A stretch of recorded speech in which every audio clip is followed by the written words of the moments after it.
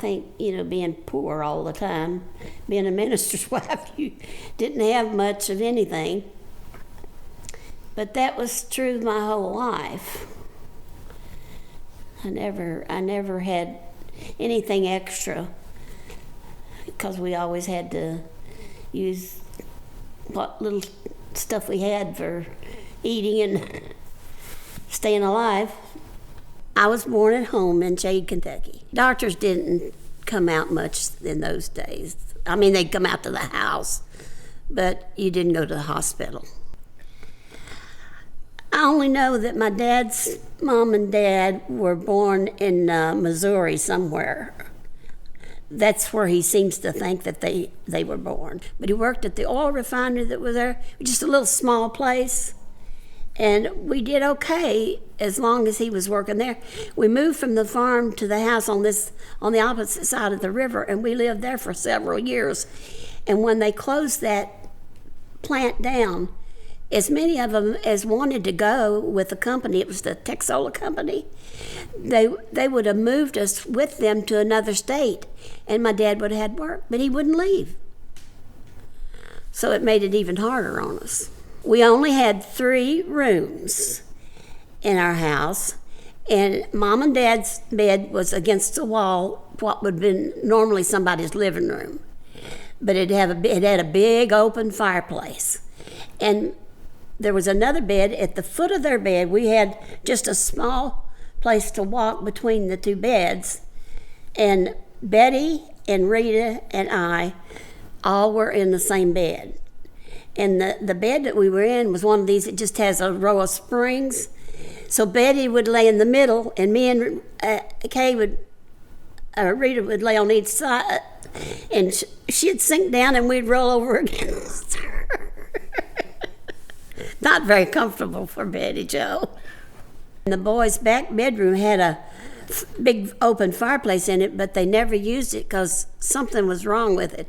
They were afraid it would catch the house on fire, so they just kept it boarded up. My dad dug a spring in the mountainside over from our house. There was a big rock there, and he dug out from under it a real deep hole. And the next morning went there the clearest, fresh water. And that's where we got our drinking water. And our water, we'd carry it to wash clothes. I'd have to make the trip, I don't know how many times, because I'd spill half my bucket before I got to the house. And my mom would wash the clothes with it. We had a well, but it was contaminated, so we couldn't use the water out of it, and it was right close to the house. We walked right out of the house, over the hill, and there was a toilet over a stream. They moved the toilet to another place on the side of a little hill next to the fence line to our neighbors. It wasn't fun going there because they'd be out there playing somewhere, watching us go to the toilet. My mom did them on a scrub board. And she would scrub them, and in the wintertime, she'd have to hang them around the stove or the fireplace to dry.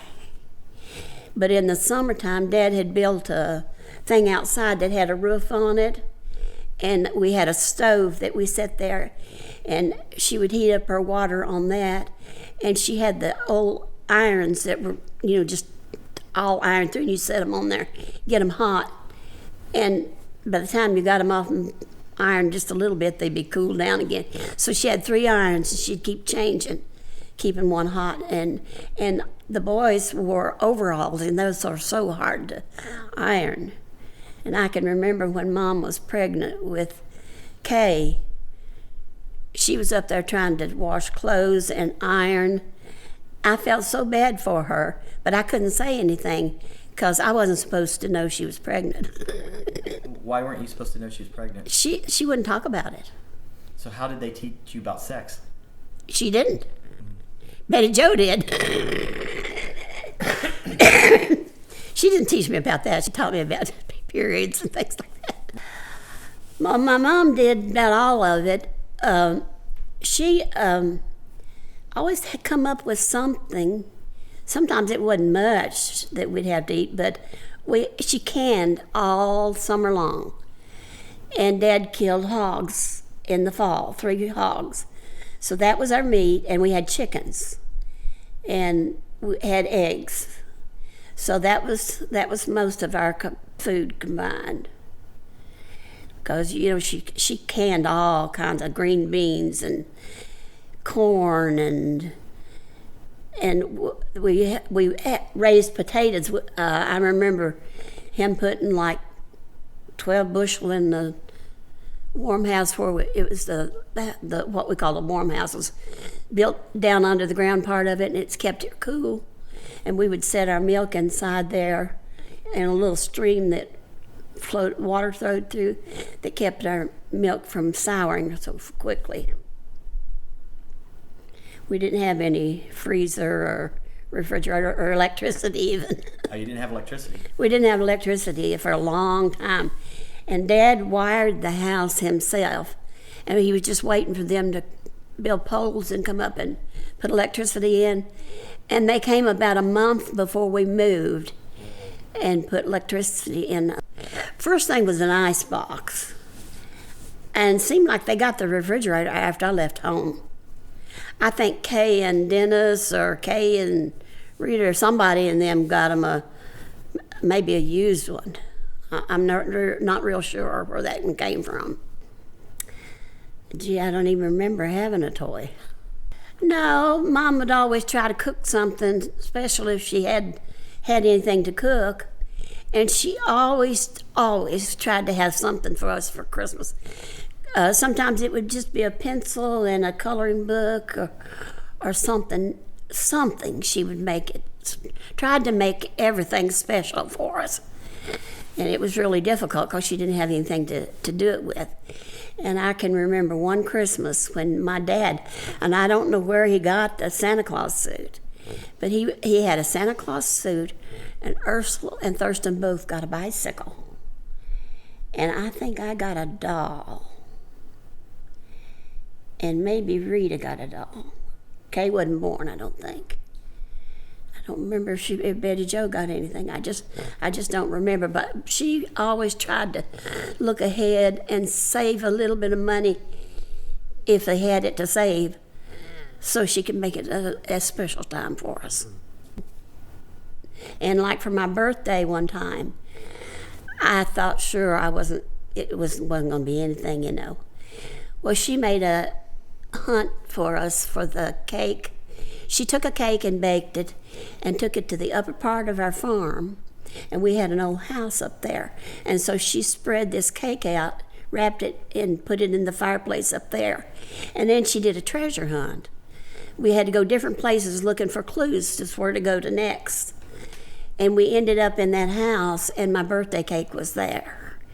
And I didn't think I was going to have anything. And just having the birthday cake was just so much enjoyment.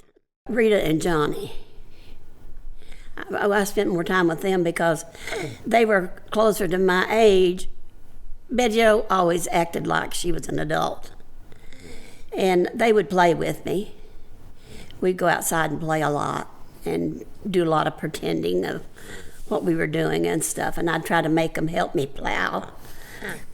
Dad had a plow that he would plow the weeds in the garden with. And he'd left it sitting out there, and so the kids couldn't hold the handles. It'd fall over, so I'd make them pull the plow. And they'd get upset at me because I made them do the hardest part. I tried to do it, but they couldn't hold the plow up. But that was our play. I'm pretty close to Betty, and Rita Kay and all them. We're kind of pretty much the same because we were able to be together more. Rita and Kay are closer because they've always lived right close to each other. And Betty and I have been closer, I guess, because of age and all, even though we've lived far away from each other. I think my mom may have had some miscarriages, several, I think. Right. And there must have been one between me and Rita, because there's 7 years between me and Rita, and everybody else, there's maybe 2 years. Mm-hmm. Thurston was very much a loner. And he didn't want me to go places and do things with him.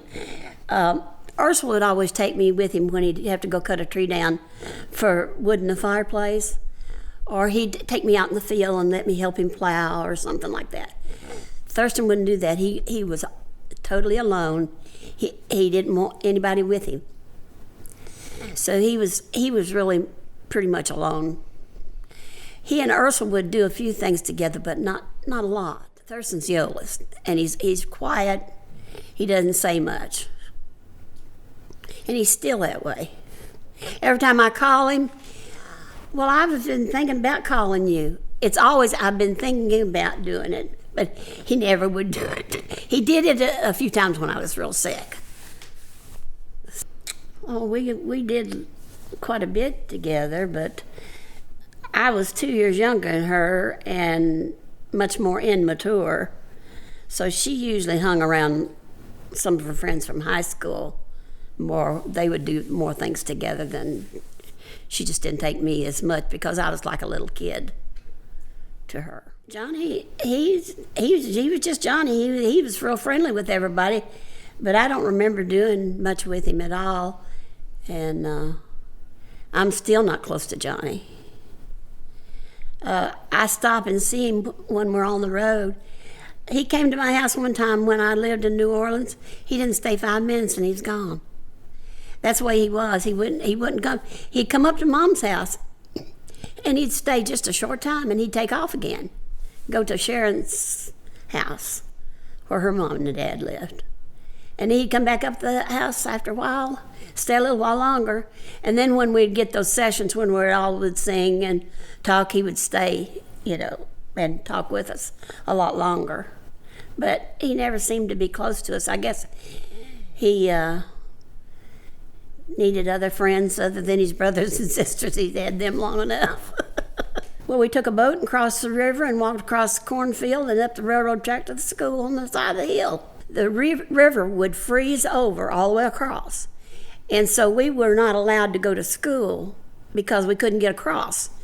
Ursula and Thurston, Dad would let them crawl across the ice because at any point upriver, the ice would break and come underneath, and then all of a sudden it would just go straight up in the air right in front of our house. So he wouldn't let anybody on the river but him and the boys, because he figured they could get out, I guess, if something should happen, because we were too small to do it. And I remember the one time it did that, and we were standing outside, and the ice went straight up in the air, just huge stack of it. And then in a day or so, it all broke loose and went on down.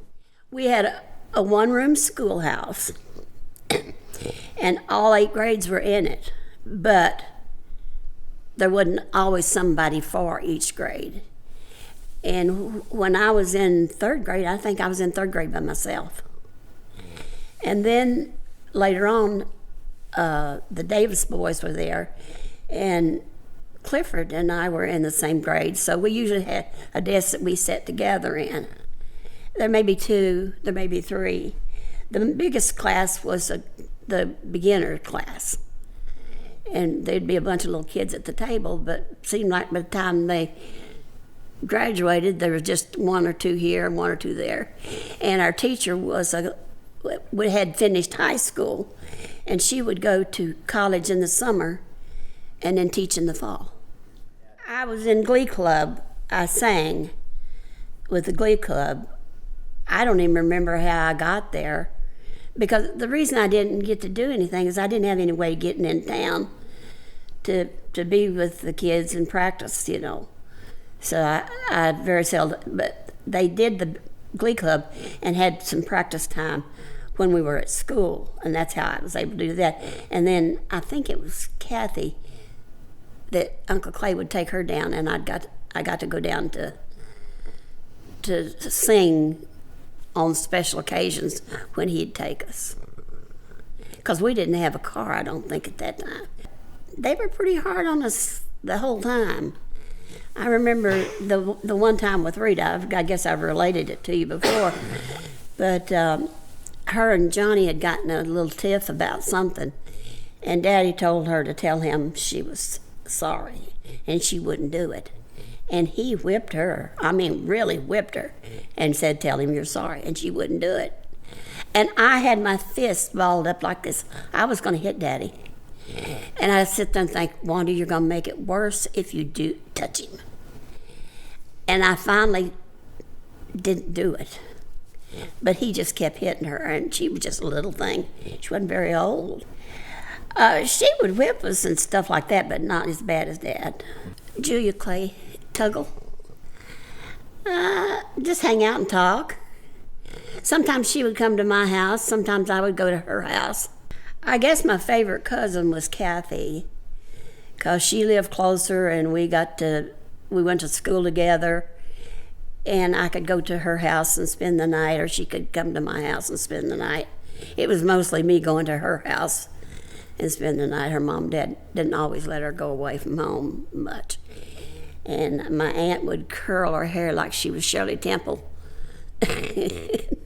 Make her look real cute, you know. I must have been about 2 years old. I'd catch these little kittens. The cat, we always had 3 cats or so around, and we just about always had kittens. And I'd take those kittens, and we had a rain barrel there to catch water for Mama to help with her washing. And I'd take those little kittens and put them down in there, and they'd come up meow, and I'd push them back down. They'd come up meow, and I'd push them back down. My mom would hear me giggling, and she'd look out the back window and see what I was doing and come out there and get me and take all the little kittens out of the barrel. I even did it to a chicken once. Well, one of the hens was trying to set and hatch eggs, but there was no eggs under her, but we didn't have, because we just had to have the eggs to eat. And he says, I don't want to put any eggs there. I wish she'd quit setting. So I thought, well, I'd help her. So I caught that old hen, and I took her to the rain barrel, and I dunked her down, and she was bubbling, and I think Mom heard me, and she came out, so rescued the chicken. I don't know if everybody knows it or not. They do now. I always wanted to try it, and when they would strip tobacco, they'd drop some of it on the floor. And I would try to roll my own, seemed like on a piece of paper, but I can't remember how that came out. But then I would got me a corn cob and hollowed it out and made me a pipe and put tobacco down in it and tried to smoke it. I didn't know how to inhale it or anything. I just puffed it and blew it out my mouth. Right. And Anybody catch you? I don't think they ever caught me. I'd get stuff and wipe it on my hands so they couldn't smell it. And I don't know if they would pay any attention to it or not, because we were always out there with them working, and I'd help strip tobacco. They'd let me do the trashy part down at the bottom, and then it was graded as it went up, and my dad would pull off the best parts and put it in bundles, and we had to put it on a stick and hang it in a barn and let it mature, and they'd take it down, and then they'd strip it and then pack it down in a pile to press it down real good until they got it all done, and then they'd take it to the market and sell it. And we never got but just a little over $200 for it. And he would get enough to go pay off the people that he'd charged stuff at the store for us that we couldn't raise on the farm, and he'd pay that off and start a new bill. I remember a good bit about it. I remember the planes. That's the main thing. Planes going over. Droves and droves of planes would go over. And then they rationed our sugar, our gasoline. We had to have these little rationing stamps to get shoes or just all kinds of stuff. And it was really hard. And I remember I wasn't in even school age. And I was walking through the house and I heard the radio say the war was over. And I ran to Mama and I said, Mama, the war is over. And she says, what? I said, the radio said the war was over. And she came back in and sat down and started listening. And sure enough, the war was over. That's when World War II ended, I guess it was, World War II. Uncle William, he was a good man. I loved him to death, but he drank terribly. And he shot and killed his nephew because he was living up above our house in an old house somewhere up there. And evidently Uncle Walker's son came over. I believe it was Uncle Walker's son came over, and I think he'd been drinking too. And he thought he was somebody who was trying to break into his house, and he shot and killed him. And he came hiding in the woods above our house because he was closest to my mom, even though he was probably the oldest one. And he hid in the trees at our farm. My dad thought he was up there, and he called out to him. He says, William, we know you're over there. Said, you need to come on down and give yourself up. And he finally did. But he had to spend some time in jail. He was in jail for a long time. And my uncle, I don't know if it's my Uncle Walker's son, I guess it was. He shot himself in the mouth with a gun when he was drunk. That's why I didn't want to be about anybody drinking. And they just acted crazy. Some of them did in those days when they'd get drinking the moonshine. My cousin was going to go out with one of the boys in our class, but she didn't want to go by herself.